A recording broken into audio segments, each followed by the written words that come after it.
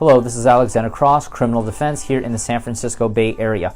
If you would like to learn more about criminal defense, don't forget to subscribe to our channel, Law Offices of Cross & Associates, and feel free to ask questions in the comment section below so that we may respond in the future with more videos for you. So we received an interesting inquiry here on our YouTube channel. This has to do with obstruction of justice. Let's say here, the police came to my house to arrest my 20-year-old son on an accusation of assault. I intervened because he was resisting arrest, but they ended up arresting me as well. Okay. Well, first of all, let's talk about assault. Remember, assault is putting somebody in apprehension of suffering bodily harm or injury or even death. Generally speaking, that would be a misdemeanor provided any solid object was not used. Obviously, if you use a solid object, a deadly weapon, then you'd be talking about assault with a deadly weapon under Penal Code Section 245A1, which would be a felony that carries up to 4 years state prison, and that would be a strike.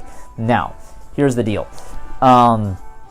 When the police are in process of arresting your son, obviously if you interfere with them, you'll be charged with a violation of Penal Code Section 148, parentheses A, parentheses 1, which is a misdemeanor that carries up to 1 year in county jail, which would be obstruction of justice or resisting arrest, but it's all under the same umbrella.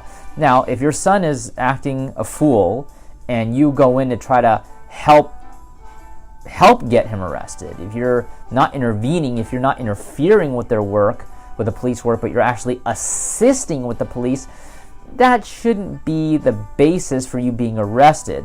They might have thought that you were interfering, and that could be the reason why you were arrested. But if you assist the police in doing an arrest, that shouldn't be the basis for you to be charged with resisting arrest or obstruction of justice, since you actually did the opposite.